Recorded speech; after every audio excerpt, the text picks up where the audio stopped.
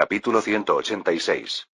Los artilleros antiaéreos, que sonreían con remordimiento al ver un Stuka alcanzado por un camión antiaéreo caer al mar con su cola negra ondeando, se quedaron helados al ver la bomba lanzada por el Stuka que apareció más tarde viniendo en esa dirección. La bomba impactó en la torreta antiaérea, provocando una gran explosión y provocando un incendio a bordo. La tripulación del destructor Cyclone de clase Burrasque de la Armada Francesa Libre luchó desesperadamente para extinguir el incendio, pero este no mostraba señales de apagarse. Renunciad. Retiraos todos. Finalmente, el capitán consideró que no había esperanzas y ordenó a todos los miembros de la tripulación que se retiraran.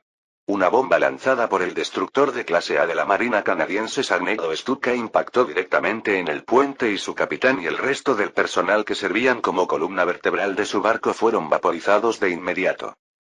Mientras los artilleros antiaéreos se distraían lidiando con los Stukas que los atacaban tenazmente como un enjambre de mosquitos sedientos de sangre, un escuadrón E-111 equipado con Fritz recuerden. Esto debe terminar de una vez por todas. Nunca volverá a presentarse una oportunidad como la de hoy. Aprovechala. Sí. Sus objetivos son los acorazados y portaaviones de la Marina Real.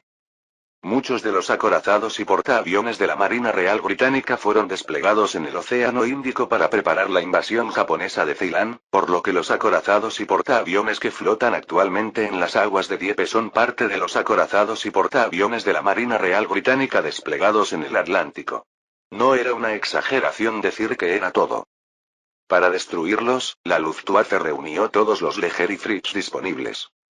Como la situación era tan urgente, no hubo instrucciones especiales, pero los pilotos sabían lo importante que era su misión. Preparación. Arrojando al suelo. El Fritz se creó una enorme bola de fuego, humo negro se elevó hacia el cielo como una explosión y el impacto hizo que la reina Isabel se inclinara significativamente hacia adelante. Es un éxito. Bien. Entonces, dos Fritz, el segundo falló y el tercero impactó directamente sobre el depósito de municiones. Una enorme explosión, incomparable a la anterior, sacudió a la reina Isabel. Participar en un desempate. Ah. El Queen Elizabeth, cuyo casco se partió en dos debido a una explosión en el depósito de municiones, fue tragado por el agua azul oscuro del mar. La tripulación, que apenas sobrevivió a la enorme explosión, saltó al mar sin demora. El petróleo que se escapaba del casco formó una gruesa capa sobre el agua. Los miembros de la tripulación que estaban nadando para evitar el enorme remolino que se formó cuando el barco se hundió quedaron atrapados en la mancha de petróleo y lucharon. Las brasas del incendio del Queen Elizabeth, que se hundía en el mar, volaron y cayeron sobre la mancha de petróleo, cubriéndola toda con llamas. Los tripulantes que se encontraban en la película de petróleo fueron quemados vivos. La reina Isabel se hunde. Bien. Ahora nos toca a nosotros. Los dos E-111 restantes apuntaron al portaaviones de clase Illustrious. Dos Fritz, una columna de fuego naranja se elevó desde Illustrious. 5 FW-200 atacaron al portaaviones de clase Ark Royal y al acorazado de clase Queen Elizabeth Burrum. Burrum golpeó al Leger con dos tiros. La primera bomba pasó a gran distancia de Burrum y cayó al mar, y la segunda bomba pasó apenas por debajo de Burrum. Pero el impacto por sí solo fue suficiente para paralizar a Burrum. ¿Cómo es que no puedes conducir? El timón de estribor resultó dañado por el impacto anterior, capitán. La hélice también parece estar dañada. Envió un equipo de reparación rápidamente. La explosión del Leger destruyó el eje de la hélice del Burrum y dañó su timón de estribor. Como resultado, Burrum perdió por completo la capacidad de moverse por sí solo. Otro disparo le alcanzó a Burrum, que quedó inválido. El tercero, el Leger, impactó en la cubierta, cerca de la torreta del camión principal del Buran. Es un éxito. Los bombarderos del FW-200 vitorearon cuando Leger impactó la cubierta del Burrum. Cuando el barco perdió el equilibrio y se inclinó hacia un lado, las cargas de la batería secundaria montadas en el depósito de municiones se derramaron y las bombas que cayeron explotaron todas a la vez, causando una explosión y destrozando la nave del barco mientras el puente estaba en contacto con el nivel del mar. La tripulación de Burnham, atrapada en la explosión, también quedó reducida a pedazos de carne y voló en todas direcciones. Batalla en el lado de babor. Batalla en el lado de babor. El capitán del portaaviones Ark Royal ordenó un cambio de dirección en un intento desesperado por salvar el barco y la tripulación de los ataques de aviones enemigos. Los artilleros antiaéreos dispararon sus cañones como locos hasta que salió vapor de los cañones antiaéreos, pero sus esfuerzos fueron en vano ya que 2 disparos del Leger impactaron en la cubierta del Arch Royale, provocando el hundimiento del barco. ¡Guau! Ja, capitán. El vicecapitán asumió como capitán interino en lugar del capitán, quien se golpeó fuertemente la cabeza contra el suelo debido al shock en el momento del ataque. Sin embargo, la condición de Arch Royale ya estaba fuera de su control. No fue solo una bomba, sino que el Leger fue alcanzado 2 veces, creando un enorme agujero en el barco y provocando que se inundara a un ritmo rápido. Todos retírense. Abandonen el barco. Repito. Se ha ido la luz. Todos, retírense. El vicecapitán ordenó retirarse sin demora. Al recibir la orden de retirarse, la tripulación del Arch Royale renunció al control de daños y se reunió en las escaleras y la salida. Sin embargo, muchos de los miembros de la tripulación no pudieron abandonar el Arch Royale. Menos de 1 minuto después de que el vicecapitán ordenara al barco retirarse, el Ark Royal perdió el equilibrio y el barco se inclinó hacia la derecha. Aproximadamente 10 minutos después de que el Leger impactara la cubierta, el Ark Royal se inclinó completamente, dejando expuesta la hélice por encima del nivel del mar.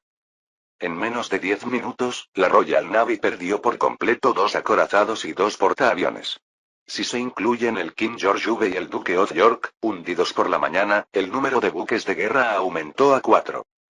No es exagerado decir que fue realmente el peor día de la Marina británica.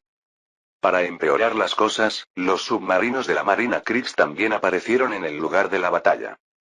Mientras los Stukas captaban la atención de los barcos, los submarinos apuntaban a sus objetivos y disparaban torpedos. ¡Oh, es un torpedo! ¿Qué? Antes de que la tripulación, que advirtió tardíamente el ataque del torpedo, pudiera reaccionar, el torpedo impactó directamente en la proa. Con la explosión, el barco se sacudió y la tripulación perdió el equilibrio y cayó al suelo. Se oyeron gritos y alaridos por todas partes. Ataque de estribor. Evasión. Algunos barcos se apresuraron a moverse rápidamente para evitar los torpedos. Hubo algunos barcos afortunados que escaparon por poco de los torpedos, pero la mayoría no notaron la aproximación del torpedo y fueron alcanzados por este. Gracias al arduo trabajo de la Fuerza Aérea y la Marina, las fuerzas alemanas en tierra pudieron reanudar su avance. Aquí Cornwallis. Se acercan tanques enemigos. Se necesita apoyo aéreo. No hay apoyo aéreo. Nuestra Fuerza Aérea ya no está a la vista.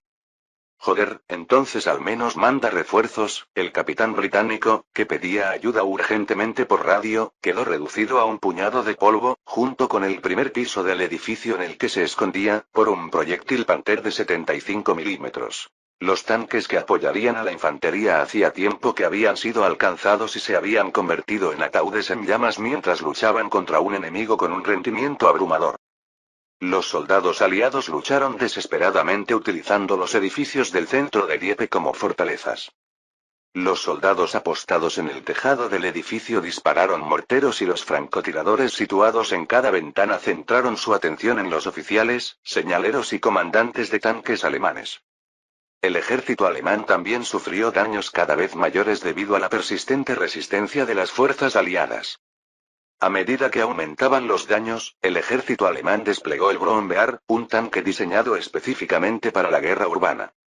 El despliegue de Brombear, que estuvo activo en todos los frentes empezando por Varsovia, fue como una sentencia de muerte para los soldados aliados que habían dependido de los edificios para resistir. El edificio de 5 pisos frente al objetivo. Avísame tan pronto como termines de apuntar. ¿Apuntaste bien? ¿Disparaste? Está bien, dispara. Cuando el cañón contundente de 15 centímetros del Brombear abrió fuego, el edificio que había frenado el avance de la compañía alemana durante aproximadamente 1 hora se derrumbó. Los soldados alemanes se cubrieron la nariz y la boca con uniformes y trapos para evitar respirar el polvo y el humo generados cuando se derrumbó el edificio. Bien. Siguiente. ¿Qué significa eso? Retirada, lo siento, Excelencia, pero la operación ya ha fracasado. Debe evacuar antes de que la situación empeore. Así es. Nunca se sabe cuándo llegarán los Bosts por aquí. Así que date prisa. De Gaulle se sintió como si le hubieran golpeado en la cabeza con un martillo cuando sus subordinados le dijeron que tenía que abandonar Dieppe inmediatamente. Como también era soldado, no tenía idea de lo terrible que era la situación de guerra actual. El ejército que había avanzado tierra adentro fue rechazado hacia las zonas urbanas por los ataques de la caballería enemiga, y las batallas continuaron en el mar y en el aire. Ahora que los ataques aéreos han terminado, todo está tranquilo, pero nunca supimos cuándo los aviones alemanes despegarían y convertirían la playa en un páramo. Como dijeron mis subordinados, ahora era el momento adecuado para partir. Pero de Gaulle no podía dar un paso atrás. Esta es su tierra natal, que pisó en 2 años. Pero no duró ni un día y tuvo que partir de nuevo hacia Inglaterra. Aunque la operación aún no se había detenido oficialmente, la operación Luthor ya había fracasado. Las defensas alemanas eran mucho más gruesas y sólidas de lo que esperaban las fuerzas aliadas, y la preparación de estas era deficiente y extremadamente inmadura. Asegurar la superioridad aérea es esencial para una operación exitosa, pero las fuerzas aliadas fueron incapaces de asegurar la superioridad aérea más importante, y la ausencia de superioridad aérea pronto causó enormes daños a la armada que apoyaba a las fuerzas terrestres. La Marina Real, que perdió 2 y 4 portaaviones y acorazados respectivamente, que eran las fuerzas militares más importantes de la Armada, quedó conmocionada y gritó que la operación debía detenerse y retirarse inmediatamente. Los barcos de transporte cargados con soldados y equipos que iban a desembarcar en la playa de Dieppe ya habían girado su proa y regresaban a Newhaven. Los barcos de transporte en el puerto de Newhaven también descargaron todas sus tropas y rápidamente entraron en una postura defensiva en preparación para un ataque sorpresa de la Fuerza Aérea y la Armada alemanas. De Gaulle se vio obligado a dar un paso que no podía soportar. Tuvo que marcharse mientras aún podía permitírselo. Porque no sabíamos cuándo vendrían los bombarderos alemanes y nos atacarían. Incluso antes de que sus botas y pantalones militares empapados en agua de mar se secaran, de Gaulle y su personal abordaron nuevamente el destructor de la Armada francesa en el que habían llegado. El destructor que transportaba a de Gaulle partió hacia Inglaterra a toda velocidad. De Gaulle no podía apartar la vista de la costa de su país natal, Francia, que se alejaba. Ni siquiera podía adivinar cuándo podría volver a poner un pie en su tierra natal. 2 años después. ¿O 3 años después? Tal vez nunca pueda poner un pie en suelo francés. Cuando los pensamientos de Gaulle llegaron a ese punto, su visión pareció volverse borrosa. ¿Despido? Mientras el cuerpo largo y delgado de Gaulle se balanceaba, Leclerc preguntó ansiosamente. ¿Estás bien? Parece que no te encuentras bien, así que por favor entra. Ya basta, ya basta. Porque estoy bien. Incluso cuando Francia ya no estaba a la vista, de Gaulle no sabía cómo marcharse. Los disparos continuaban en la playa. 19 de agosto de 1942, 16 horas. Incapaz de soportar más daños, el alto mando aliado decidió suspender la operación Luthor. Con la operación detenida, se ordenó a todas las tropas en las playas de Dieppe retirarse. Sin embargo, ni siquiera la retirada fue fácil. El aterrizaje fue increíblemente difícil, pero la retirada fue varias veces más difícil que el aterrizaje. Cuando las fuerzas aliadas comenzaron a retirarse, los alemanes atacaron aún más ferozmente. Los buques de guerra dispararon sus cañones para obligar al ejército a retirarse, y la fuerza aérea luchó desesperadamente para proteger a los barcos de los bombarderos enemigos lanzando salidas sin parar, pero no pudieron evitar que el daño empeorara. Además del Spitfire fabricado por ingenieros nacionales, la RAF también contaba con el P-51 Mustang proporcionado por Estados Unidos, pero tenía dificultades para competir con el Bf-109G y el FW-190D debido a sus insuficientes prestaciones a media y gran altitud. Ocasionalmente, un piloto usaba su ingenio para derribar un Bf-109 o un FW-190, pero hubo muchos casos en que Spitfires y Mustangs se estrellaron con agujeros en sus fuselajes mientras eran perseguidos por aviones alemanes. 4:30 p.m. El equipo que había sido descargado en la playa fue trasladado a un barco de transporte por carretera, o todo lo que no se pudo trasladar debido a que el barco de transporte estaba destruido, fue eliminado con explosivos. La Fuerza Aérea Alemana también comenzó a bombardear intensamente y ayudó a destruir los suministros que no podían trasladarse. 6 p.m. Las fuerzas aliadas se retiraron completamente de las playas, a excepción de las tropas que luchaban para bloquear a los alemanes en la ciudad. Los bombarderos alemanes compuestos por E-111, Ju-88 y Do-217 lanzaron continuamente bombas sobre los barcos que se retiraban a Inglaterra. 6:30 p.m.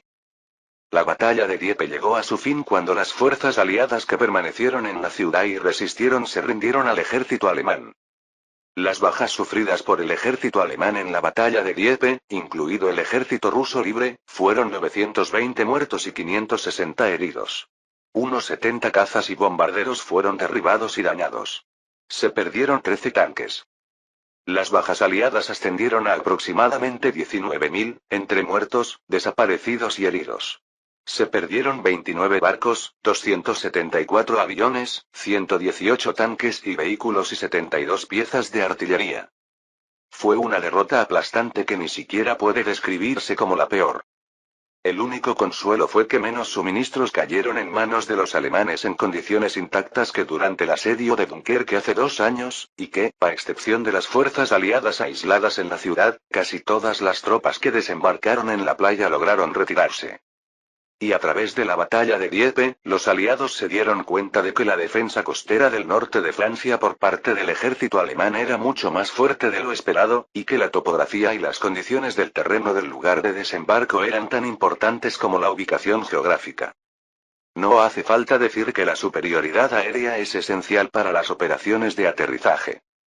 La lección fue ciertamente valiosa, pero por muy valiosa que fuera, fue una ganancia muy insignificante comparada con el daño sufrido por las fuerzas aliadas. El 90% de las fuerzas aliadas que murieron eran tropas británicas y canadienses, y aunque las cifras son solo cifras, fue aún más doloroso porque eran tropas de élite que Churchill preservó en lugar de enviarlas a la guerra del Pacífico para defender la patria y la tierra en Europa.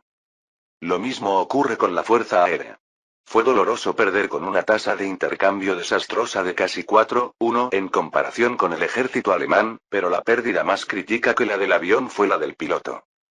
Como la batalla tuvo lugar sobre Francia, los alemanes pudieron regresar a sus posiciones originales incluso si fueron derribados, mientras que los británicos quedaron atrapados como prisioneros de guerra. Por lo tanto, para Gran Bretaña, la pérdida de una aeronave supuso directamente la pérdida de un piloto. En particular, la clase que sufrió más daños en la batalla de Dieppe fue, con diferencia, la Armada. Acorazado de la clase Queen Elizabeth, acorazado de la clase Queen Elizabeth Durham, acorazado de la clase King George V, acorazado de la clase King George V, Duke of York, portaaviones de la clase Illustrious, portaaviones de clase Ark Royal en un solo día. La Royal Navy perdió 4 acorazados y 2 portaaviones, que podrían considerarse su fuerza principal. Fue el peor daño jamás visto en la historia naval británica. Actualmente, solo quedan 2 acorazados en el continente británico. El acorazado clase Revenge y el acorazado clase King George V. Anson. Aparte de estos 2 acorazados, todos estuvieron en el Mediterráneo y el Océano Índico. Incluso si se incluye el acorazado de la clase Iron Duke, que se convirtió en un buque de prácticas de artillería, solo hay 3 barcos. Fue una caída trágica para la Marina Real, que se enorgullecía de ser la marina número 1 del mundo. La noticia de la aplastante derrota sufrida por los aliados en la batalla de Dieppe se extendió rápidamente por toda Europa y el mundo. Capítulo 187. 21 de agosto de 1942, Palacio de Versalles, París, Francia. Es un gran logro, mariscal. Todo el pueblo alemán está aplaudiendo. Eso es demasiado elogio, señor presidente. Por su papel en el rechazo exitoso de los desembarcos aliados en Dieppe, Rundstedt recibió la Cruz de Caballero con diamantes y espadas de oro. Le estreché la mano y pasé al siguiente paso. Con esto mi deseo se hizo realidad. ¿Cómo te sientes ahora? Es como caminar sobre las nubes. Rommel, junto con Rundstedt, comandó y supervisó la construcción del muro atlántico y ayudó a Rundstedt en la batalla de Dieppe, en la que tuvo una gran influencia en la victoria, y fue ascendido a mariscal y galardonado con la Cruz de Caballero de Diamantes y Espadas. Rommel, quien en el pasado había sido privado de mérito por oficiales nobles y excluido de recibir la Orden del Mérito por ser un plebeyo, parecía más feliz que nunca. Acarició el bastón del mariscal en su mano como si fuera un bebé recién nacido. Junto a Rommel estaba el mayor general Conrad S., comandante de la 302 División de Defensa Costera, la división que hizo la mayor contribución a la derrota de los aliados en la batalla de Dieppe. Se le concedió un rango especial como capitán y la cruz de caballero de la hoja blanca. El siguiente fue Andrei Blasov, el único no alemán en recibir la medalla. El primer cuerpo del ejército libre ruso, que él comandaba, luchó tan valientemente como el ejército alemán y contribuyó en gran medida a derrotar a las fuerzas aliadas.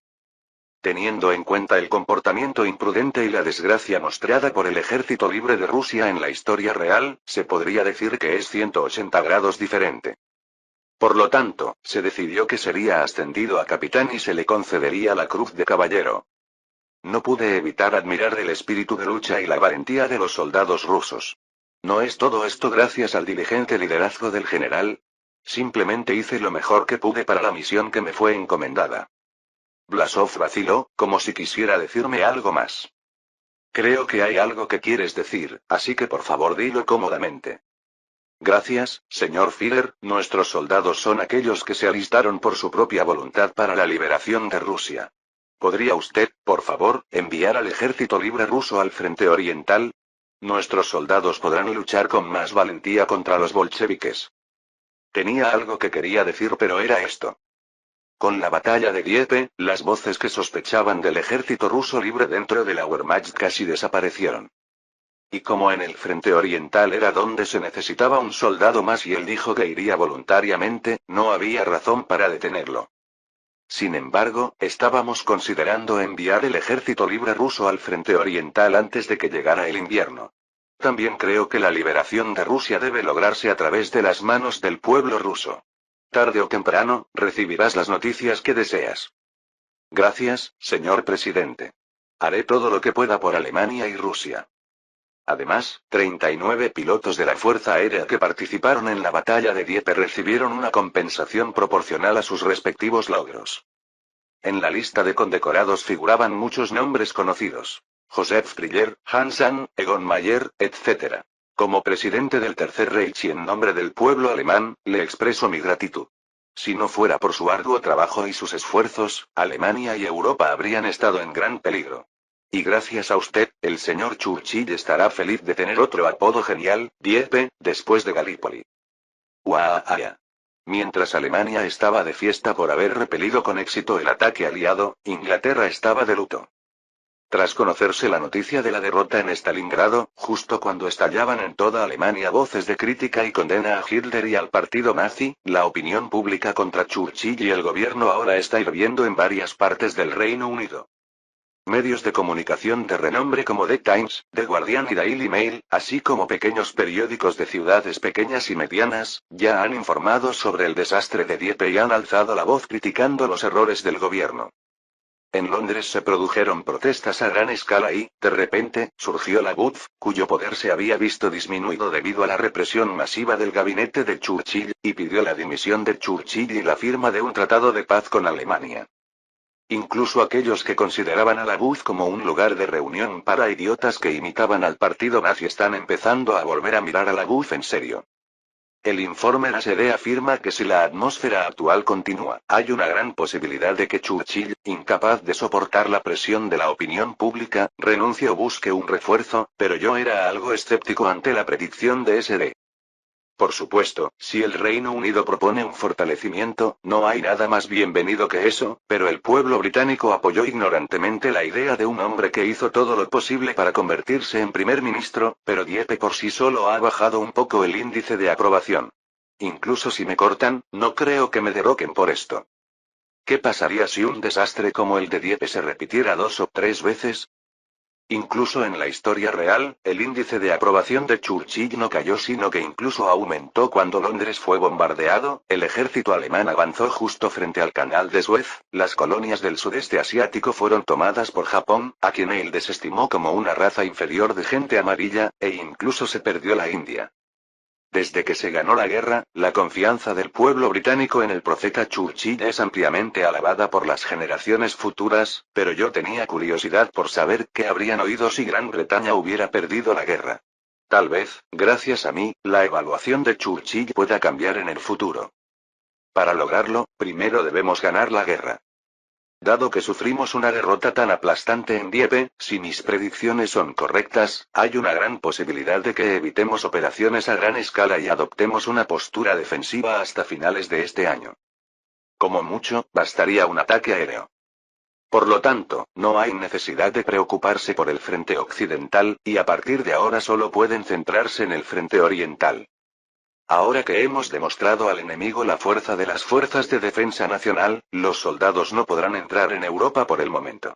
Lo único que nos queda ahora es luchar por la victoria en el frente oriental. Brindemos todos por vuestra gran victoria y por la victoria del Tercer Reich y la liberación de Rusia. Siegel. La peor derrota desde el comienzo de la guerra. Dieppe se convierte en el segundo Galípoli, el segundo Dunkerque. ¿Cuál es el límite de la incompetencia gubernamental? Tras el desastroso fracaso de la operación de desembarco en Dieppe, las empresas periodísticas publicaron artículos provocativos en primera plana, como si compitieran entre sí, criticando al gobierno por su incompetencia. Churchill, devuelve la vida a mi hijo muerto. La guerra es aburrida. Detengan la guerra. Me opongo a la guerra sin esperanza contra Alemania. Las personas que perdieron a sus familias y seres queridos en Dieppe se unieron a los activistas contra la guerra y salieron a las calles sosteniendo carteles y pancartas y gritando consignas repetidamente.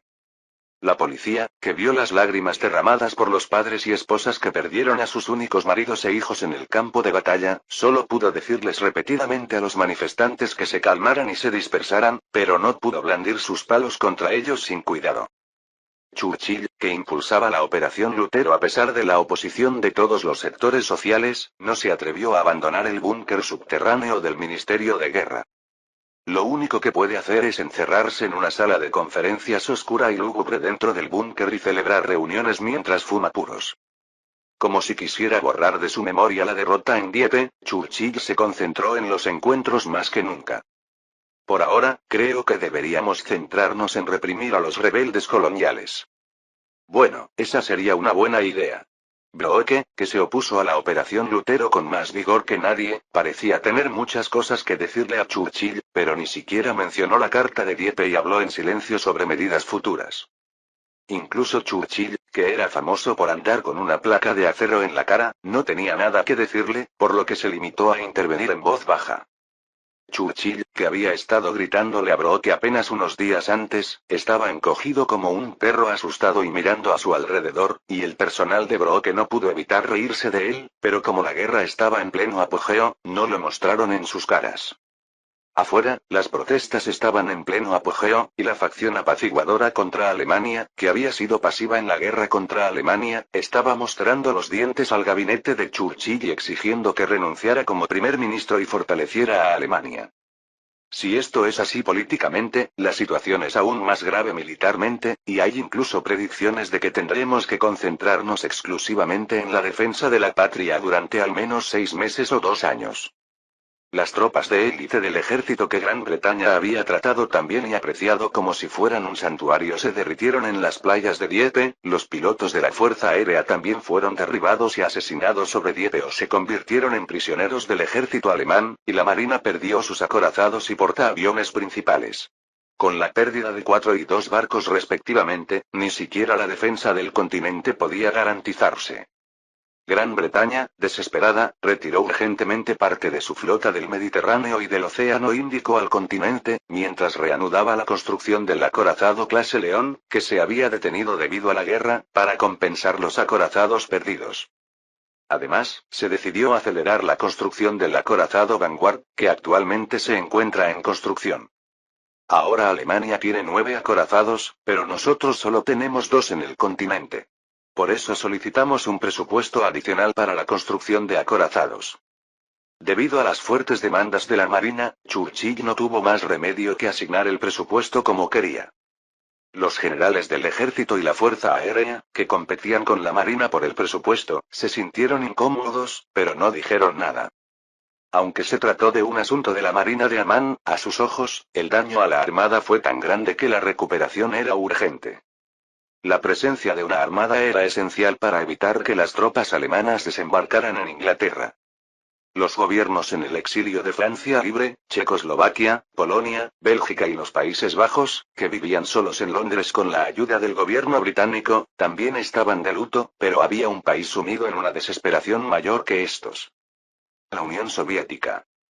La Unión Soviética, que había tenido un conflicto con Gran Bretaña debido al incidente del espionaje de Cambridge, todavía estaba en guerra con un enemigo común, Alemania, y esperaba que Gran Bretaña desembarcara en Francia y redujera la carga en el frente oriental, pero la operación de desembarco en Dieppe fue un rotundo fracaso.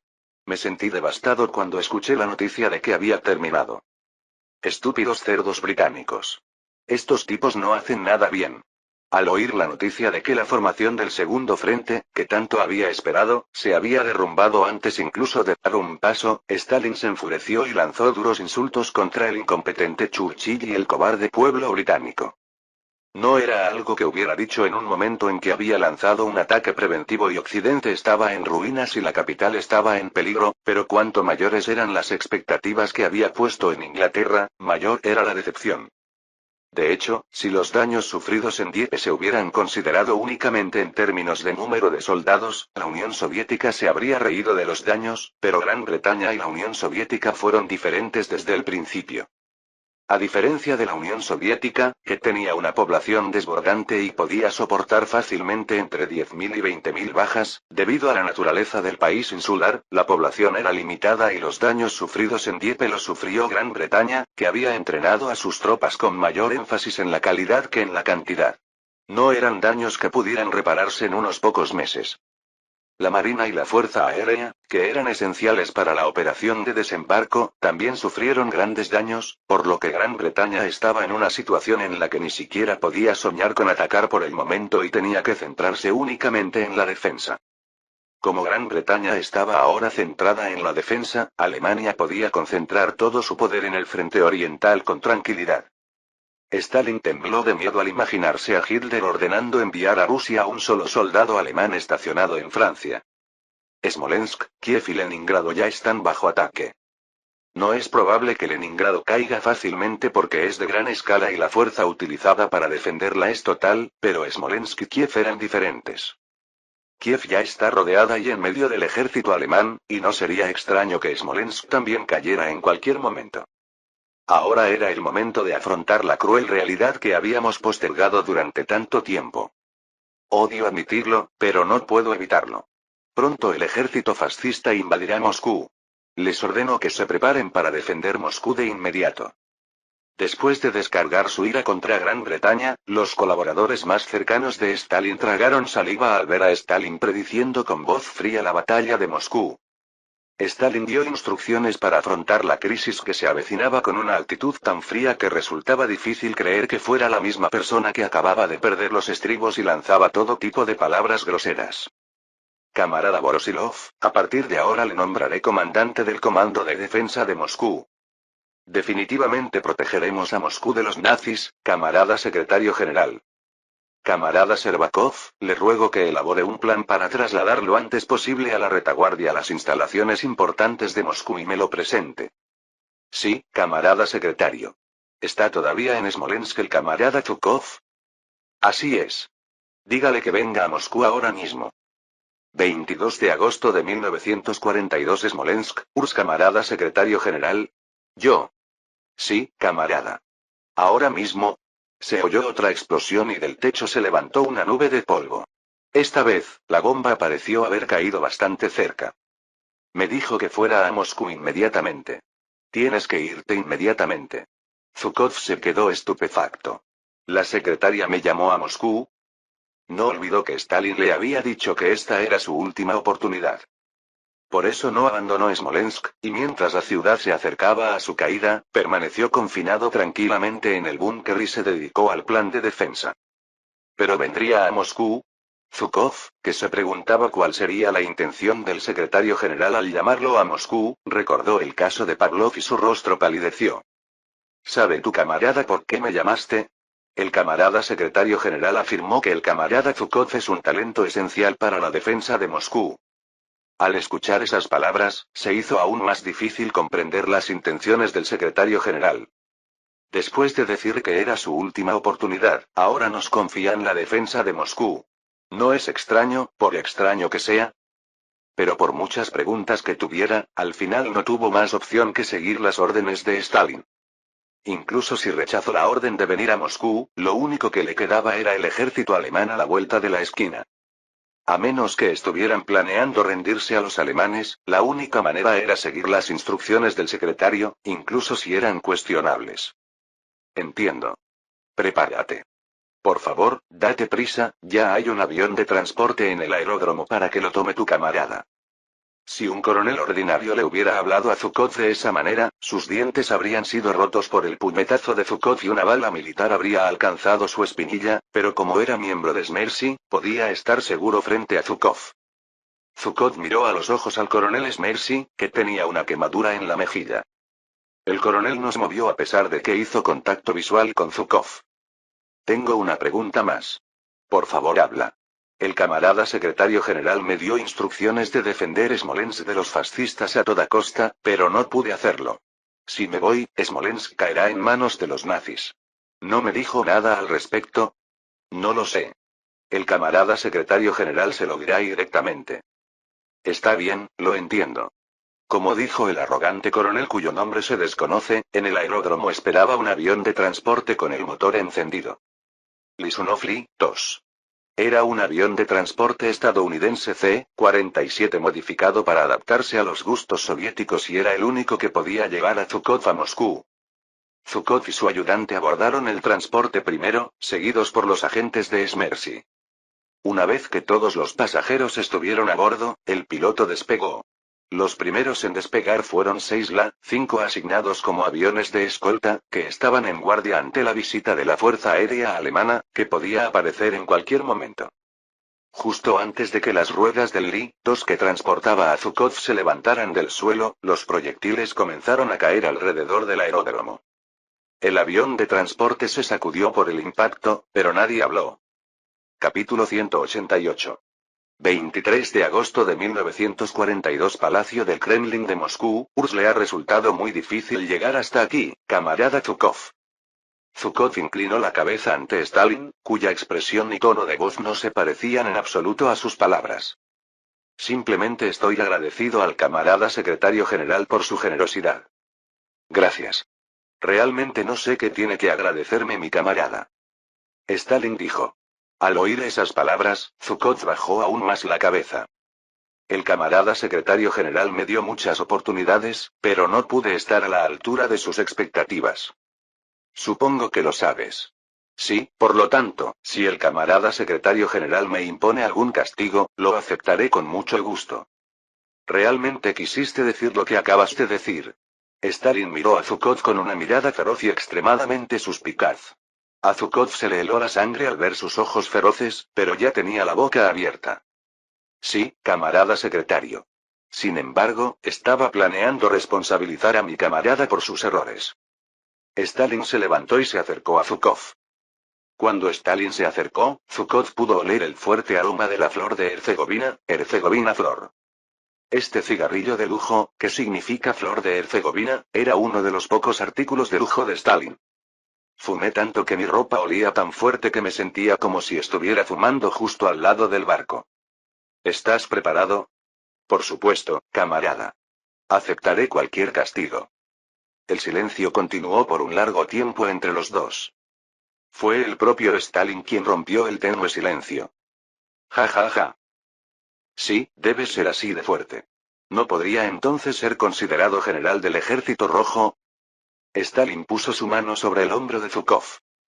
Seamos honestos. Me enojé mucho por el comportamiento indecente que tuvo mi compañero conmigo, pero aún así decidí darle una oportunidad. Gracias, camarada secretario general. Zhukov no podía dejar escapar la tensión porque las palabras y acciones de Stalin eran completamente desconocidas. Afortunadamente, se evitó el castigo, pero las palabras de Stalin aún no habían terminado. Camarada Zhukov. Pienso confiarle la defensa de Moscú, camarada. Sí, camarada secretario. Camarada, ¿tiene usted una evaluación objetiva de las posibilidades que existen de proteger a Moscú de los fascistas alemanes? Por favor, responda con sinceridad. La posibilidad de proteger a Moscú del ejército alemán. Después de pensarlo 2 segundos, Zhukov llegó a una cifra que, a su manera, era lo más comprometida posible. Creo que es el 60%. ¿La razón es esa? Porque tenemos un ejército y un pueblo que apoya a ese ejército con una voluntad indomable que los fascistas alemanes no tienen. Eso suena bien, pero quiero escuchar pruebas claras. Hay varias capas de líneas de defensa amigas entre Smolensk y Moscú. Incluso para el ejército alemán, se necesitaría una cantidad considerable de tiempo y material para atravesar todas esas líneas de defensa y llegar a Moscú. ¿Y? Rasputitsa comienza a mediados de octubre. Ah. Ahí estaba. Rasputica. La magia de la naturaleza que solo se puede ver en la Unión Soviética, donde la tierra se convierte en papilla. Ante la magia de Rasputitsa que devora todo, incluso personas y camiones, incluso el ejército alemán, cuya especialidad es el Blitzkrieg, no tiene más remedio que frenar su avance. Se necesitaría aún más tiempo para atravesar todas las capas de defensa. Si continuamos desplegando nuestras tropas y dedicando mano de obra y material a la defensa de Moscú mientras Rasputitsa mantiene a raya a los alemanes, es posible convertir Moscú en una enorme fortaleza a principios del invierno. Y con el apoyo del general Dong, se ocuparon del ejército alemán, que había acumulado fatiga por los repetidos avances y batallas. Ese era el plan de Zhukov. ¿Podéis realmente proteger a Moscú de los alemanes? Si mi predicción es correcta, es muy posible. Stalin tenía más que decir, pero abría y cerraba los dedos repetidamente como si no pudiera pensar en ellos. Está bien, pero camarada, ten esto en cuenta. Esta es la última vez que mostraré misericordia hacia mi camarada. Espero que no me decepciones esta vez. Lo tendré en cuenta. Considerando los precedentes hasta el momento, fue un verdadero milagro que Zhukov estuviera vivo ahora.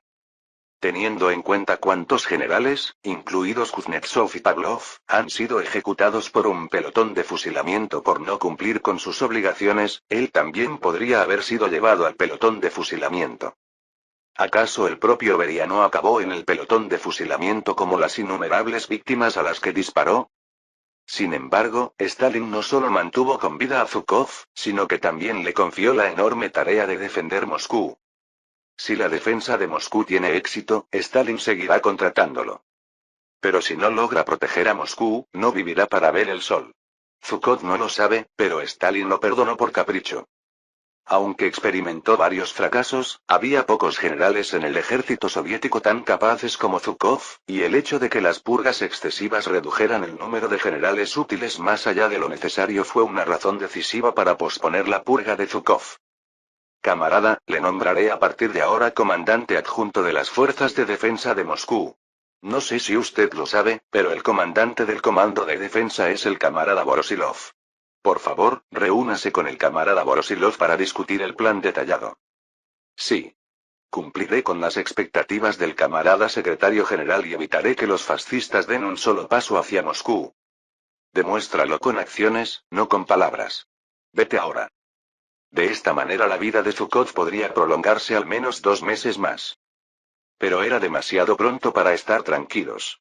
Si Moscú caía en manos de los alemanes, no podría evitar el pelotón de fusilamiento. Por mucho que Stalin considerara tan valiosas sus habilidades, nunca se preocupó lo suficiente por él como para perdonarle la vida a un líder que había perdido su capital ante el enemigo. La razón por la que está vivo ahora es únicamente por las habilidades que posee. Si esta vez no logra demostrar sus capacidades, Stalin ya no lo perdonará. Por lo tanto, Zhukov no tuvo más remedio que arriesgar su vida en defensa de Moscú. Teniendo en cuenta la importancia de Moscú en primer lugar, no teníamos más opción que hacer todo lo posible. Como mi vida estaba en juego, no podía perder ni un minuto. Camarada jefe de Estado Mayor. ¿A dónde puedo llevarlo? Iré directamente a ver al camarada Vorosilov. No hay tiempo, así que ve rápido. Después de que Zhukov se fue, Stalin llamó a Molotov. Menos de una hora después de la llamada, Molotov se presentó ante Stalin. ¿Me ha llamado, camarada secretario? Camarada Molotov. Tengo instrucciones especiales que darle a mi camarada. ¿Qué es? Stalin vaciló, luego tomó una decisión y abrió la boca. Por favor, reúnase con el embajador suizo lo antes posible y sugiera que Suiza asuma el papel de mediador en las negociaciones con Alemania. Ha comenzado de nuevo. Carguen las balas perforantes.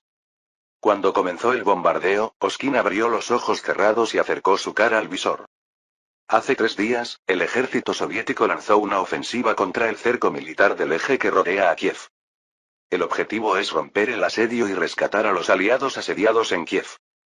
Concentrando toda su potencia de fuego, el ejército soviético logró romper las líneas alemanas fuera del cerco y luego derrotó a los ejércitos rumano y húngaro uno por uno, lo que parecía un éxito, pero terminó siendo un miserable fracaso.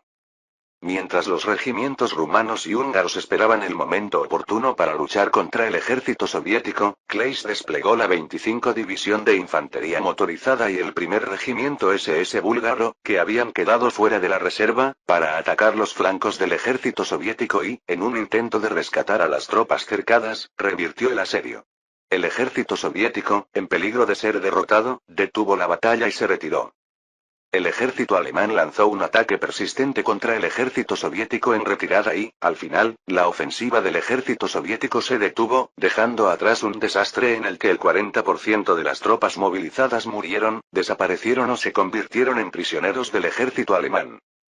El regimiento al que pertenecía Oskin se vio muy afectado por la contraofensiva alemana y quedó reducido al nivel de batallón, y ahora estaba ocupado defendiéndose de la ofensiva de las fuerzas del eje. Oskin abrió con fuerza los ojos que seguían cerrándose. Como no podía dormir mucho, mis ojos se cerraban constantemente. Cuando me pusieron en combate por primera vez, me costaba mucho conciliar el sueño, incluso cuando debía hacerlo, debido a la tensión, pero ahora el problema era que me dormía cuando no debía. La fatiga supera la tensión. Ahora que el ataque de mortero había terminado, era el momento del ataque de infantería. Venid. Listos para disparar. El objetivo de la ofensiva de hoy fue el ejército rumano. El ejército rumano, portando banderas azules, amarillas y rojas, comenzó su ataque, gritando gritos que Oskin no pudo entender. Tan pronto como los rumanos estuvieron dentro del alcance de sus rifles, los soviéticos en las trincheras comenzaron a disparar. Los tanques que se habían quedado sin gasolina tenían sus cuerpos enterrados en el suelo y estaban siendo utilizados como baterías fijas. El conductor inútil y el artillero delantero corrían como infantería en las trincheras fuera del tanque, y solo 2 personas, Oskin y el operador de municiones, quedaron en el tanque para realizar sus tareas originales. Oskin pisó el pedal de lanzamiento, apuntando aproximadamente a un lugar donde estaba concentrada la infantería enemiga. Cuando el cañón principal de 76 milímetros disparó, 3 infantes enemigos dieron una voltereta en el aire. Golpea. Carga el siguiente proyectil. Camarada sargento. Ahora solo quedan 5 proyectiles. El rostro de Oskin se endureció al oír la voz llorosa del prisionero de municiones. ¿Cuántos disparos quedan para cada uno? Hay 3 granadas y 2 proyectiles perforantes. Estás jodido. La cantidad no es suficiente ni siquiera para una batalla. Oskin había solicitado suministros ayer, diciendo que no había mucha munición, pero la única respuesta del comandante de la compañía fue utilizar la munición lo menos posible. Incluso si querían suministrar suministros, no era fácil suministrar ni una sola bala o patata porque los alemanes tenían superioridad aérea. La escasez de petróleo también contribuyó en gran medida al problema de suministro. Aún así, ¿no deberían al menos tener suficiente munición para luchar? ¿Cómo luchas cuando te quedas sin munición? Luchas contra el enemigo con los puños desnudos. Quedarse sin munición no fue solo un problema de Oskin. La mayoría de los demás tanques también se quedaron sin munición, por lo que solo utilizaron ametralladoras coaxiales o el comandante del tanque abrió la escotilla y disparó el PPSH-41. En el caso de Oskin, la ametralladora coaxial estaba rota y solo disparaba el cañón principal. Y como solo quedaban 5 casquillos, tuve que disparar lo menos posible. El ejército rumano probablemente decidió que sería difícil romper la línea de defensa soviética solo con la infantería, por lo que desplegó tanques. El tanque ligero Renault R-35 no era un oponente muy amenazante, pero tampoco lo era el Panzer IV. El tanque tipo 4G, equipado con un cañón principal de 75 milímetros de calibre 48, era bastante amenazante ya que podía penetrar el blindaje del T-34 con un solo impacto. Pero los petroleros rumanos hicieron algo estúpido.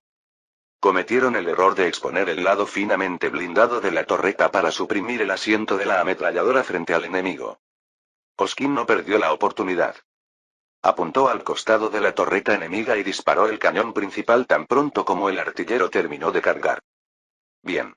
Cuando la bala perforante impactó, la armadura del costado de la torreta se partió en varios pedazos y estalló un destello de luz. En el tanque 4, donde había volado la mitad de la torreta, el conductor y el operador abrieron la escotilla y salieron.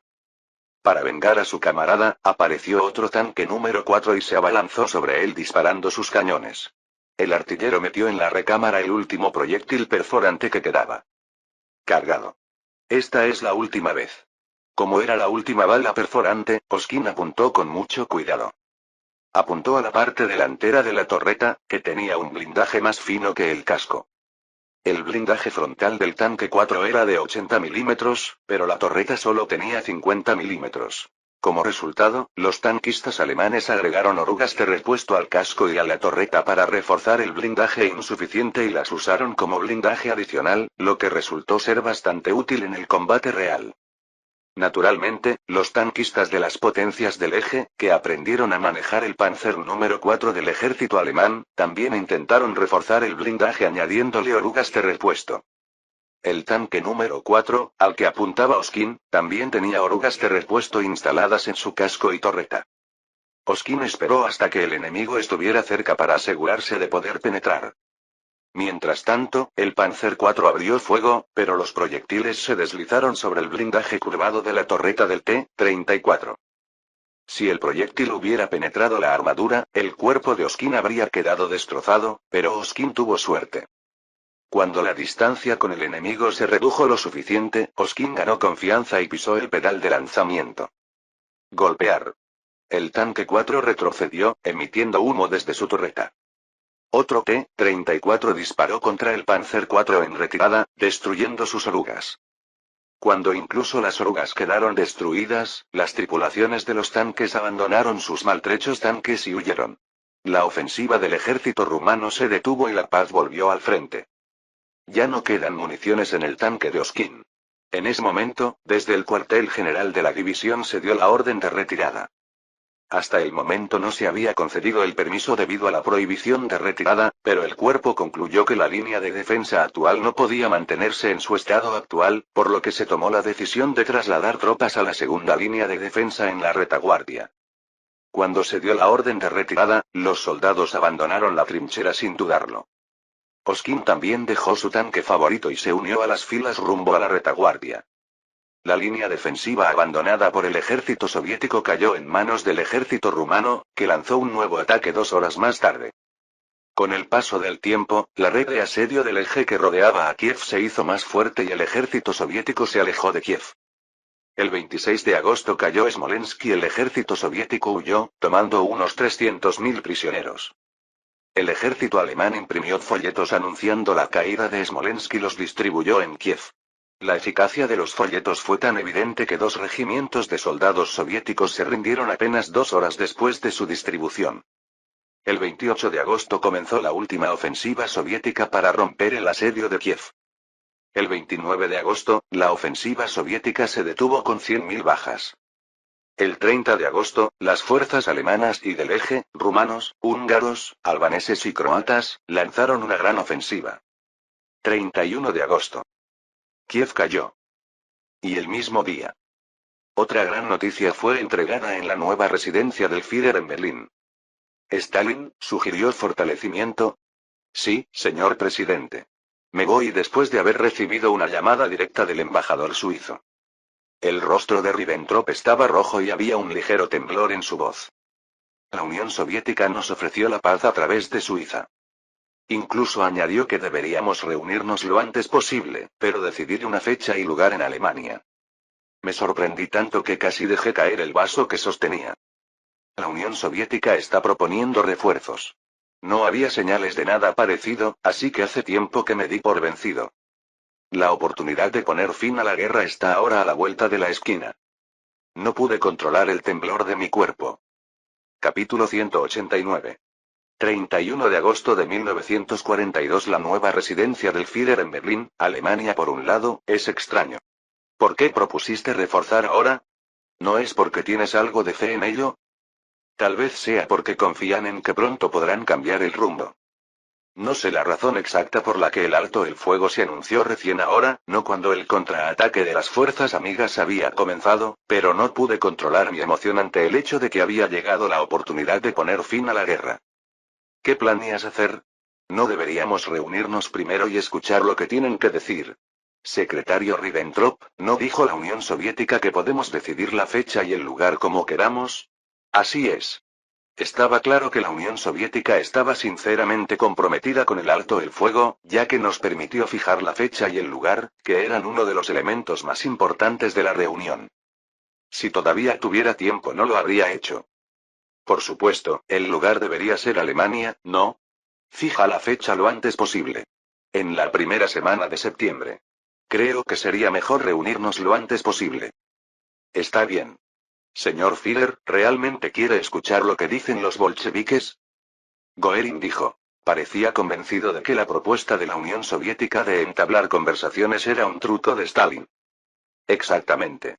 ¿No podrían utilizar la reunión como excusa para proponer un alto el fuego durante la misma? En ese caso, me preocupa que puedan surgir diversos problemas en las operaciones de nuestras tropas. No os preocupéis por eso. ¿Por qué no pienso también en esa posibilidad? Las conversaciones para el cese del fuego seguirán adelante, pero la guerra continuará. Si Stalin creía que podía ganar tiempo con la propuesta de armisticio, como temía Göring, estaba muy equivocado. A menos que realmente acordemos poner fin a la guerra, no tenemos intención de detener la guerra aquí primero. Desde la perspectiva de las fuerzas amigas, que deben avanzar lo máximo posible para llegar a Moscú antes de que comience Rasputitsa, una tregua es un veneno y nada puede resultar dañado. Por eso le dije a Ribbentrop que se negara incondicionalmente si la Unión Soviética solicitaba un alto el fuego de unos días, citando las conversaciones. Aún así, una vez que decidimos celebrar una reunión, tuvimos que discutir qué podíamos exigir a la Unión Soviética. Cuando estalló la guerra, pensé que me conformaría con la cesión del territorio ocupado al oeste del río Dnieper, pero ahora pienso diferente. Dado que nuestras tropas ya han avanzado hacia Leningrado y Smolensk, hay grandes posibilidades de que Stalin se sienta satisfecho si solo exige la parte occidental del río Dnieper. Creo que sería adecuado ponerle fin cediendo los países bálticos, Bielorrusia y Ucrania y recibiendo una compensación. ¿Qué opinan al respecto? Son condiciones demasiado indulgentes, señor presidente. Fue la Unión Soviética la que inició la guerra en primer lugar, por lo que debe pagar el precio correspondiente. Mis pensamientos son los mismos que los del mariscal Goering. Göring, Goebbels, Himmler y otros expresaron su oposición, diciendo que los términos del armisticio que yo había considerado eran demasiado indulgentes. Es una condición muy indulgente. ¿Qué tipo de condiciones están considerando? Los países bálticos y Bielorrusia ya han sido completamente ocupados, y Ucrania también será ocupada por nuestras fuerzas dentro de 1 o 2 meses. Por eso creo que deberíamos llevarla al Cáucaso. Propuesta de Göring. Goebbels añadió la condición de que se suministraran a Alemania materiales como minerales, petróleo y madera de manera gratuita en la misma cantidad que se suministraba antes de la guerra. Himmler fue un paso más allá y argumentó que también se debía ceder el sur de Rusia. Según Himmler, la Unión Soviética perdería por completo el Mar Negro y el Mar de Azov. Stalin, por supuesto, no lo aceptó y lo descartó de inmediato. En cualquier caso, todos coincidieron en que los países bálticos, Bielorrusia y Ucrania por sí solos no eran suficientes, y solo Ribbentrop y Weizsäcker estuvieron de acuerdo conmigo. Pero no existe la posibilidad de que la Unión Soviética acepte todas nuestras exigencias. Más bien, eso solo provocaría a la Unión Soviética y aumentaría la voluntad de lucha del enemigo, provocando un incidente desafortunado. Señor presidente, si no aprovecha esta oportunidad para asegurarse de que la Unión Soviética no vuelva a iniciar una guerra, seguramente intentará iniciarla de nuevo. Y fue la Unión Soviética la que propuso primero un alto el fuego, no nosotros. ¿No es el hecho de que se hayan concluido las negociaciones la primera prueba de que ya no se puede hacer la guerra? No hay necesidad de guerra, así que, no importa lo que pidamos, ellos aceptarán todas nuestras demandas. Si proponemos condiciones más bien laxas, podríamos dar la señal equivocada de que las cosas tampoco van bien para Alemania. MMMM. Para Alemania, que tenía limitaciones en cuanto a la categoría de peso, la opción de prolongar la guerra era demasiado arriesgada. Aunque actualmente la Unión Soviética está sufriendo un golpe significativo, sufrió un daño aún mayor en la historia y finalmente capturó Berlín y destruyó la Alemania nazi. De hecho, durante la guerra germano-alemana, la Unión Soviética propuso varias veces un alto el fuego a Alemania, pero cada vez fue cancelado debido a la oposición de Hitler. Si Hitler hubiera aceptado la propuesta de la Unión Soviética y hubiera terminado la guerra antes de tiempo, el final de la Segunda Guerra Mundial habría sido muy diferente de lo que conocemos, pero Hitler, cegado por su ambición de destruir la Unión Soviética y completar el espacio vital, no aceptó la propuesta de la Unión Soviética. Yo me negué, y más tarde caí al suelo y me arrepentí. Pero las palabras de Goering y Goebbels fueron persuasivas. En la historia real, la Unión Soviética luchó contra Alemania con gran apoyo de Estados Unidos y Gran Bretaña, y los campos petrolíferos de Bakú permanecieron intactos durante toda la guerra.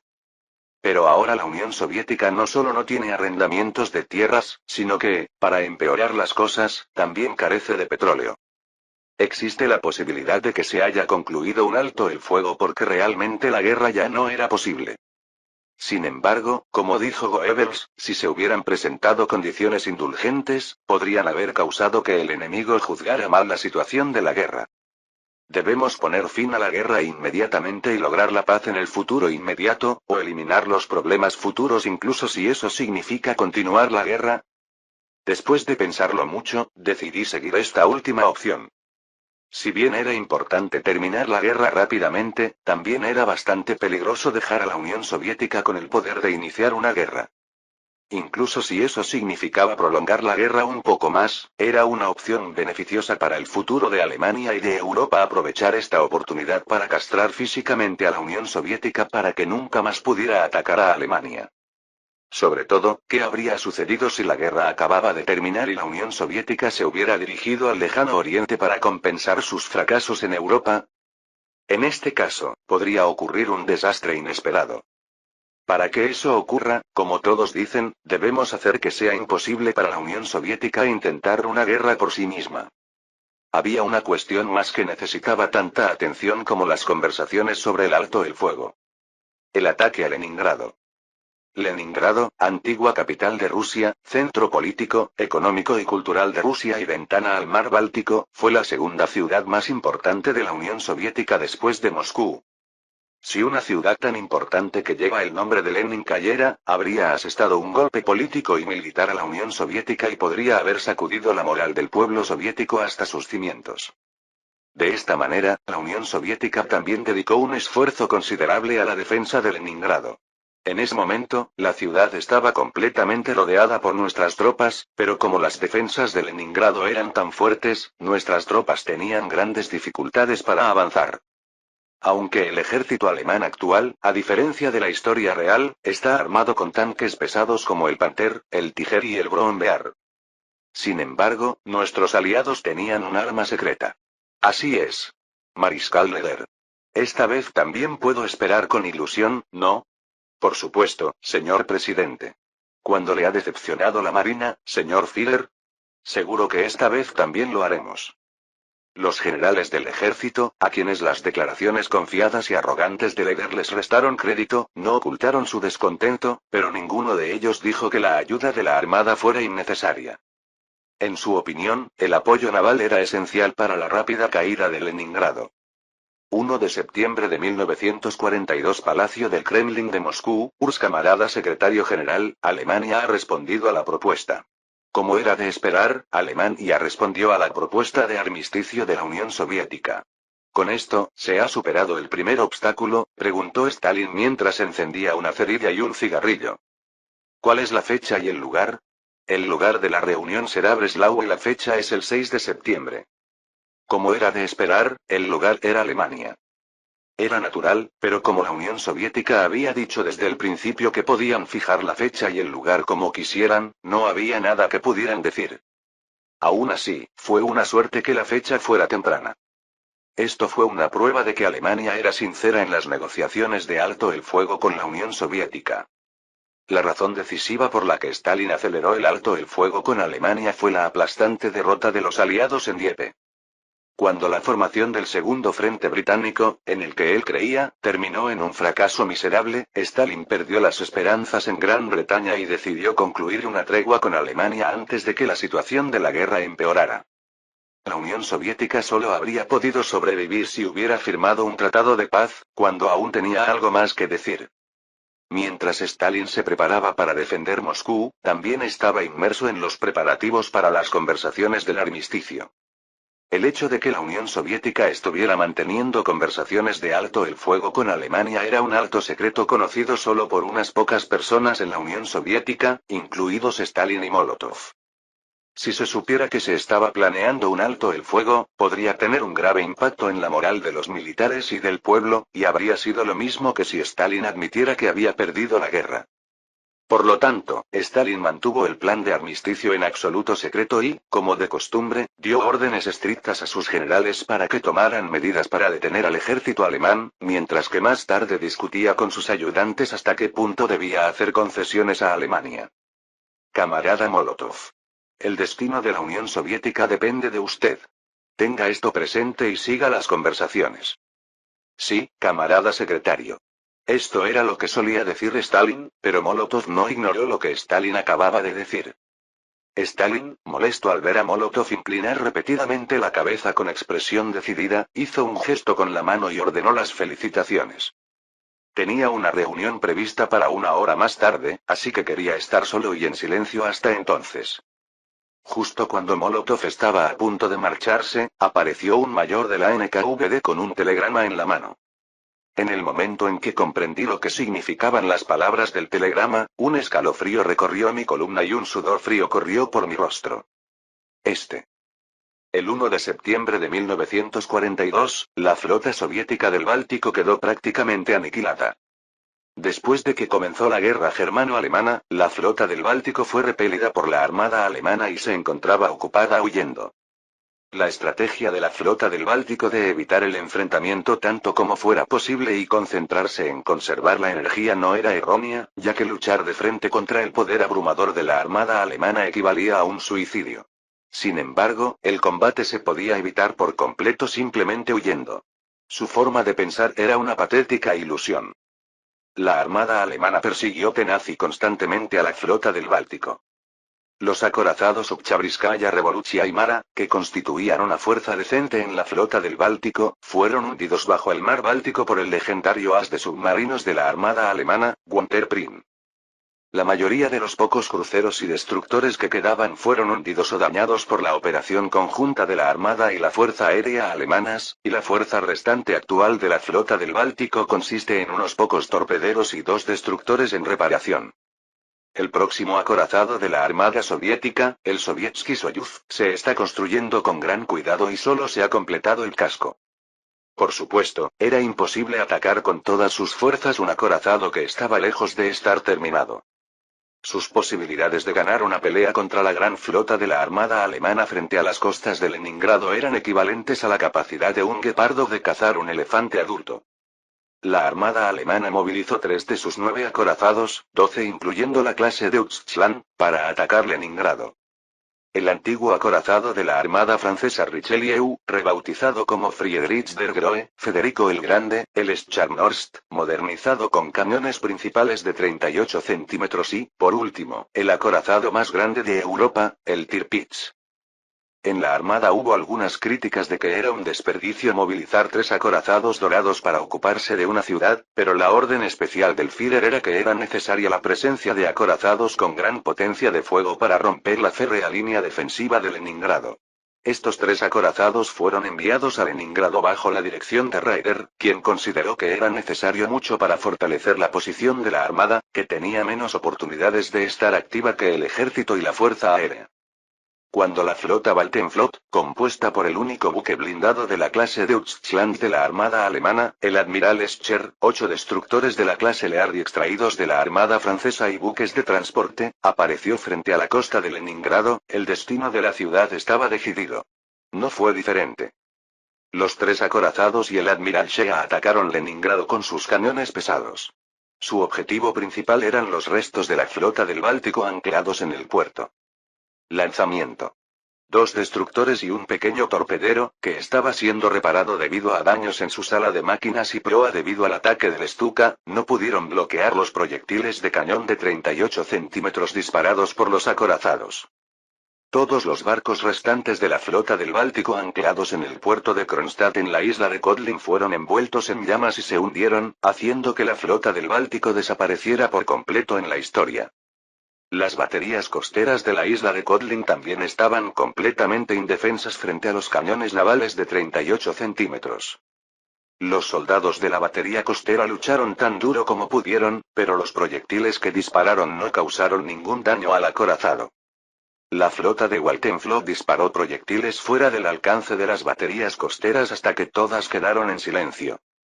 En el ataque a la isla de Kotlin también participaron bombarderos de la Luftwaffe de Feniki. La flota Waltenflot, incluidas todas las baterías costeras, se dirigió hacia la isla de Kotlin, donde se instalaron los soldados. Ahora es nuestro turno. Salgamos. Vamos a dar ejemplo.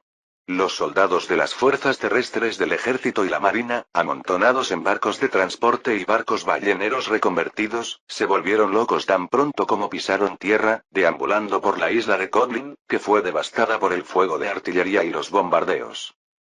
Archer, que desembarcó en la isla Kotlin en un barco de transporte, también se movió con la infantería y proporcionó potencia de fuego. Para preparar el desembarco del ejército alemán, el ejército soviético desplegó hasta 15 tanques y vehículos blindados en la isla de Kotlin. Esta fue una medida tomada teniendo en cuenta la importancia de la isla Kotlin, ya que el número era considerable en comparación con el tamaño de la isla, pero desafortunadamente, los vehículos blindados desplegados en la isla ya eran tratados como elementos obsoletos, como el T-26 y el BA-20. 6 T-26 que circulaban por la carretera se encontraron con un Archer y quedaron completamente destruidos. El cañón principal de 45 milímetros del T-26 ni siquiera pudo hacer un rasguño en el blindaje frontal del Archer, y las balas perforantes de 75 milímetros del Archer penetraron el delgado blindaje de la parte delantera y trasera del T-26, destruyendo el vehículo que estaba detrás de él. Cuando se puso el sol, la isla de Kotlin había caído completamente en manos alemanas. ¿Las tropas alemanas desembarcan en la isla de Kotlin? Así es. Actualmente estamos enfrascados en una batalla con la guarnición de la isla. Se dice que no podrán resistir mucho tiempo porque están al máximo de sus fuerzas. El teniente general Leonid Govorov, comandante del Comando de Defensa de Leningrado, sintió como si el cielo se cayera. El desembarco del ejército alemán en la isla de Kotlin, que servía como muro de protección de Leningrado, significó la caída de la isla de Kotlin, y la caída de la isla de Kotlin significó que Leningrado quedó completamente expuesta a un ataque desde el mar. Las expresiones en los rostros de Timoshenko y Vasilevsky, los comandantes del Comando de Defensa de Leningrado que se reunieron con Govorov, también se oscurecieron. Mañana el ejército fascista alemán desembarcará en Leningrado.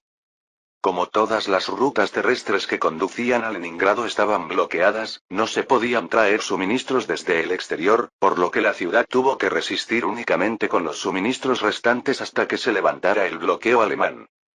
Quedaba mucha munición, pero el problema era la comida. Como la gente necesita comer para luchar, Timoshenko y Vasilevsky discutieron la cuestión de la distribución de alimentos. Pero ahora esa discusión ha perdido todo su sentido. La ciudad estaba a punto de caer antes de que se acabaran todos los alimentos de Leningrado. Capítulo 190. 2 de septiembre de 1942 Leningrado soviético. Después de tomar el control de la isla de Kotlin, la Kriegsmarine lanzó fuego de artillería naval sobre el área de Leningrado. Las posiciones defensivas del muelle fueron destruidas primero, seguidas por las defensas soviéticas en las afueras de Leningrado, destruidas por el fuego naval.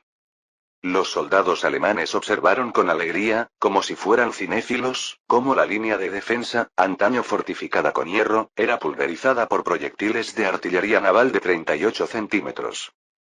Los soviéticos estaban acostumbrados a los ataques de los alemanes en el frente, pero el fuego naval desde la costa superó sus expectativas. Tanque, avanza. Adelante la empresa. Vamos, cabrones. Cuando la línea de defensa se derrumbó, el ejército alemán comenzó a avanzar. El cuarto grupo blindado, dirigido por los batallones de tanques pesados 501 y 502, atacó ferozmente la línea de defensa sur de Leningrado y finalmente logró abrirse paso. Los soldados soviéticos supervivientes del bombardeo resistieron tenazmente, pero era imposible defender la línea de defensa, que había sido devastada por el fuego naval, con solo un pequeño número de tropas. El Tigre desvió una serie de proyectiles de 76 milímetros y empujó a 88 hacia la posición del camión antitanque, y el Salamander que acompañaba al Tigre arrojó un torrente de llamas que sofocó a las tropas soviéticas atrapadas en la trinchera. Los marineros y soldados de tierra soviéticos en las trincheras se asfixiaron hasta morir por un calor más intenso que el del océano. Mientras el cuarto grupo Panzer atravesaba la línea de defensa sur de Leningrado, barcos de transporte y barcazas que transportaban fuerzas navales terrestres y soldados del ejército alemanes comenzaron a atracar uno por uno en el muelle. Los edificios y las instalaciones de defensa alrededor del muelle fueron destruidos por el fuego naval, por lo que el ejército alemán pudo tomar fácilmente el control del muelle. 3 de septiembre de 1942. Catedral de San Isaac, Leningrado, URSS. Camarada comandante, los alemanes han desembarcado en el muelle. Se perdió el contacto con la 9ª Brigada de Artillería Antitanque. Ha llegado la última comunicación de la 2ª División Panzer. Como estamos rodeados por tropas alemanas y es imposible escapar, todo el personal bajo el mando de la división luchará con la disposición de morir. Entre las líneas de defensa de Leningrado, la única parte que está intacta es la línea de defensa norte, adyacente a Finlandia. Era una situación precaria porque hubo que sacar un gran número de tropas de la línea de defensa del norte para rellenar los huecos en el sur y en el muelle. ¿Qué tal si el 11 ejército, que fue retirado de la reserva, se despliega en la línea de defensa del sur? Timoshenko meneó la cabeza en respuesta a la pregunta de Vasilevsky. No. Es demasiado pronto para desplegar el 11 ejército ahora. Sería mejor desplegar las fuerzas navales terrestres. Pero camarada, si no detenemos a los alemanes ahora, Leningrado estará perdido. Esto significa que quizás ni siquiera tengamos la oportunidad de desplegar el 11 ejército. Sería mejor invertir ahora. Vasilevsky se quedó en silencio cuando se escuchó un fuerte rugido fuera de la catedral. El polvo se derramó del techo y cubrió el mapa de operaciones. Bastardos de Faso. Lo derraman todo el tiempo. Govorov maldijo y sacudió el polvo de su uniforme. Me sentí mal, probablemente porque había inhalado mucho polvo. Varias veces al día, el ejército alemán bombardeaba la ciudad de Leningrado, y la frecuencia se hizo más frecuente después de que la isla de Kotlin cayera y los muelles fueran tomados por el ejército alemán. Ayer, el almacén Badaev, una de las instalaciones de almacenamiento de alimentos de Leningrado, fue destruido por los bombardeos alemanes, lo que provocó la pérdida de 3.000 toneladas de trigo y 2.500 toneladas de azúcar almacenadas en el almacén. Después del ataque aéreo, el ejército soviético y el cuerpo de bomberos de Leningrado trabajaron arduamente para extinguir el incendio en el almacén, pero poco después de que comenzaran a extinguir el fuego, comenzó el fuego de la artillería naval alemana. Al final, cuando los ciudadanos que desistieron de apagar el fuego y se refugiaron en refugios de carretera regresaron al almacén, solo quedaba ceniza negra. Camarada Mariscal, aquí tiene un telegrama de la Statka. Un teniente con un vendaje en la cabeza entró en la sala de conferencias y entregó un telegrama a Timoshenko. ¿Qué dice, camarada? Dice que hay que regresar a Moscú ahora. Es una orden del camarada secretario general.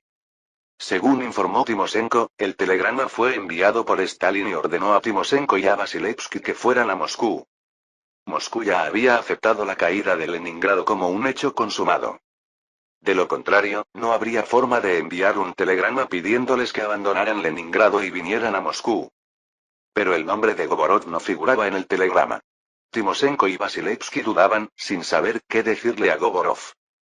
Más bien, fue Govorov quien primero rompió el incómodo silencio. Ya he decidido unirme a Leningrado. No os preocupéis por mí. Protegeré este lugar de los fascistas sin dudarlo. Entiendo. Timoshenko asintió ante las palabras de Govorov, que no solo parecían decididas sino también tranquilas. A cambio tengo un favor que pedirte, ¿podrías hacerlo? Di algo. ¿Algo? Espero que el camarada Mariscal use su fuerza para garantizar que mi familia esté a salvo. Para él, que decidió compartir su fortuna con Leningrado, la muerte no era tan aterradora.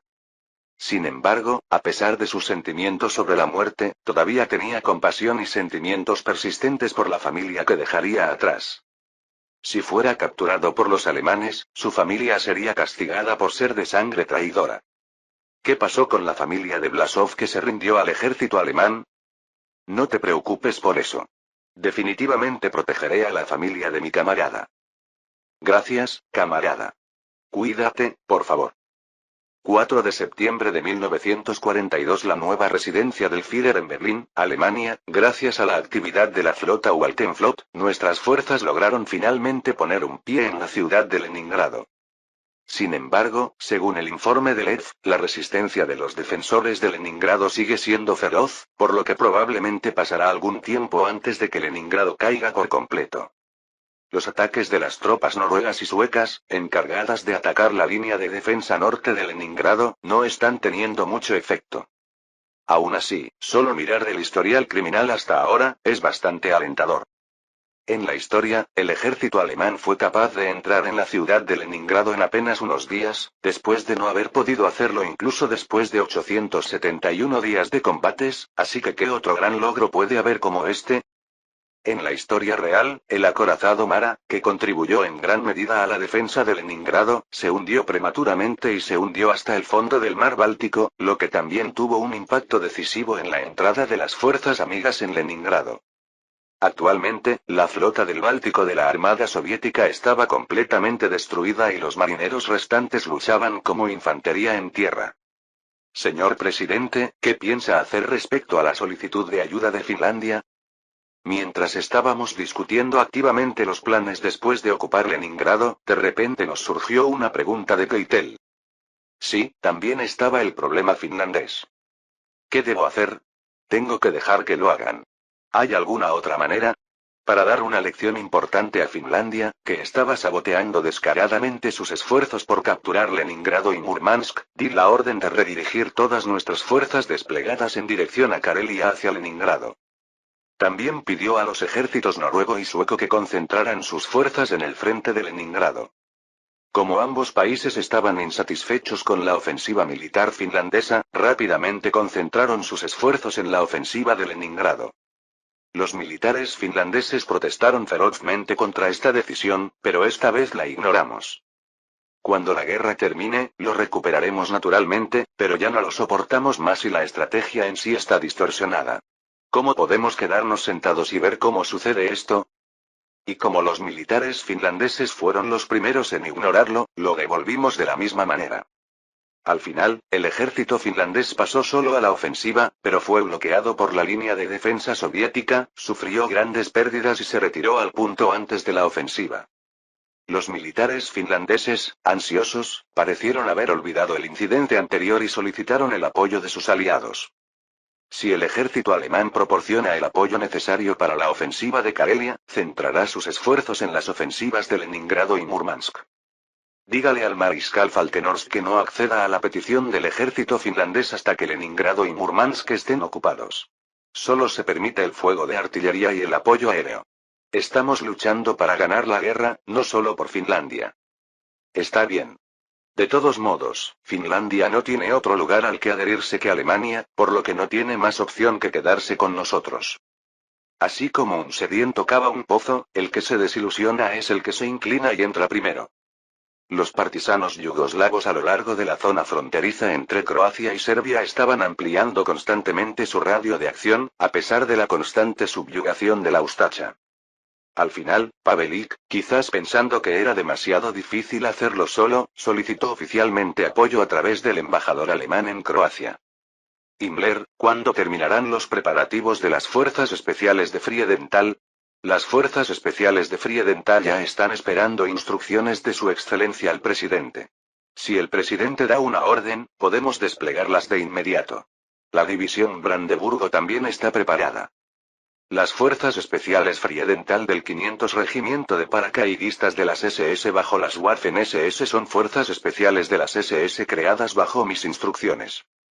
La división de Brandeburgo, que se expandió a partir del regimiento de Brandeburgo, era parte del ejército y no de las SS, pero estaba bajo la jurisdicción de la Abwehr bajo el SD, por lo que en realidad se movía bajo las instrucciones de las SS.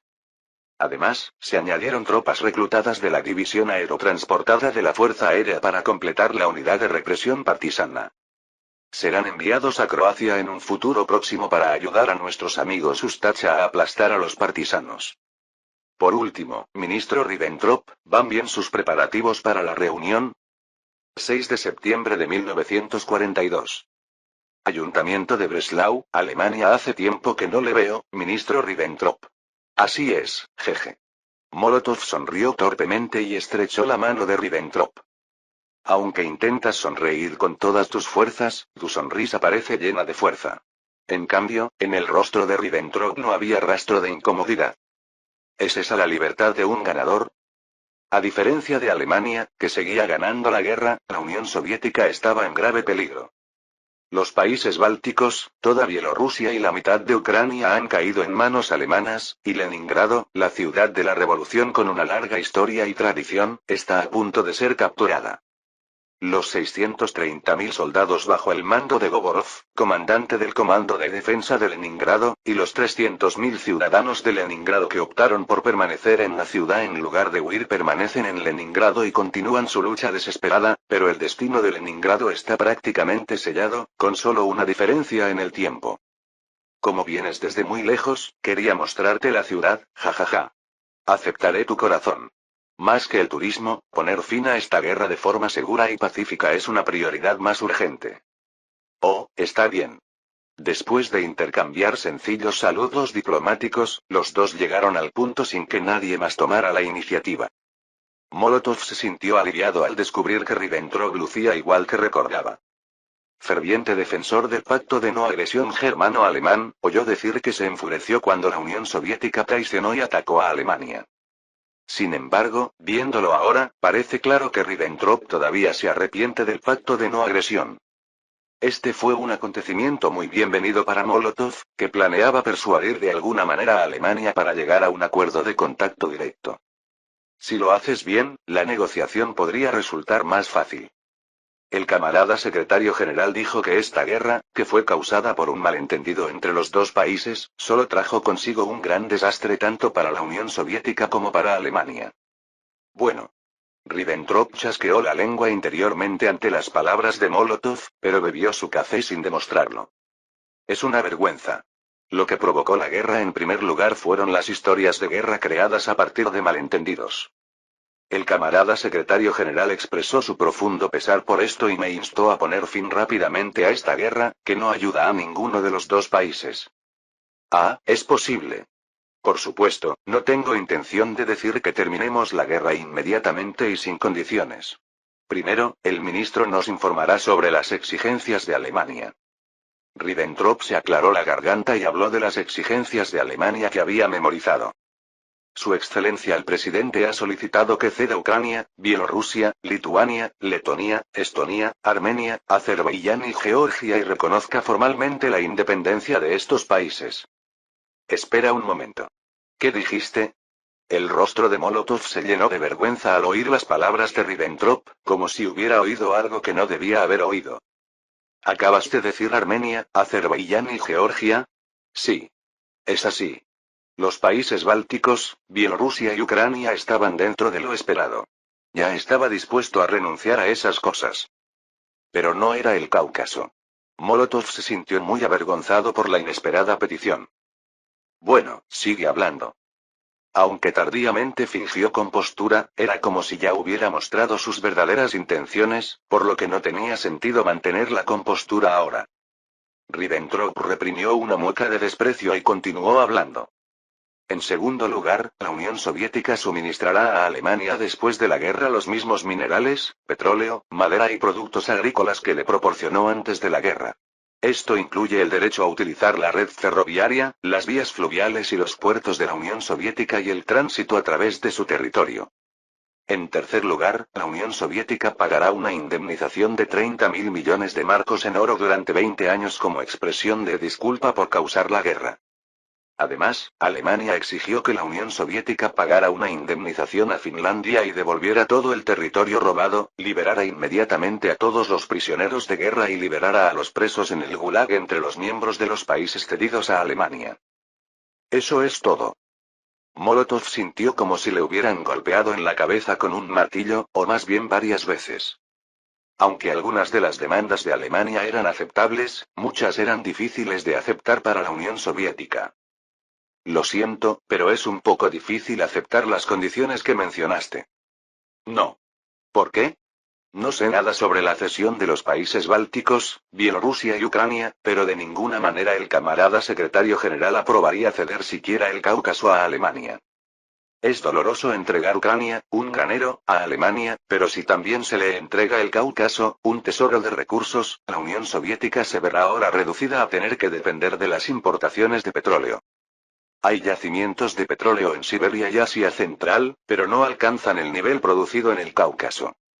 Por lo tanto, para la Unión Soviética, el Cáucaso era un lugar que debía protegerse a toda costa. Ribbentrop tampoco lo sabía, por lo que la reacción de Molotov no era incomprensible. Al mismo tiempo, tendía a pensar que los países bálticos, Bielorrusia y Ucrania eran suficientes, por lo que también pensaba que pedir el Cáucaso era algo excesivo. Sin embargo, ahora estaba allí representando al Tercer Reich, y el Führer le ordenó enérgicamente que hiciera pagar a la Unión Soviética por iniciar la guerra.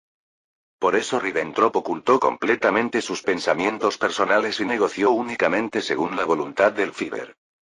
En lugar de ello, nosotros, Alemania, también tenemos previsto devolver a la Unión Soviética todos los territorios rusos actualmente ocupados, como Smolensk, Beluk y Luki, Pskov y Leningrado. Teniendo en cuenta eso, no sería una mala situación para la Unión Soviética. Por mucho que se piense en ello, el Cáucaso es imposible. El camarada secretario general no lo aceptará. El aire dentro de la sala de conferencias se congeló instantáneamente. Fin del capítulo 190.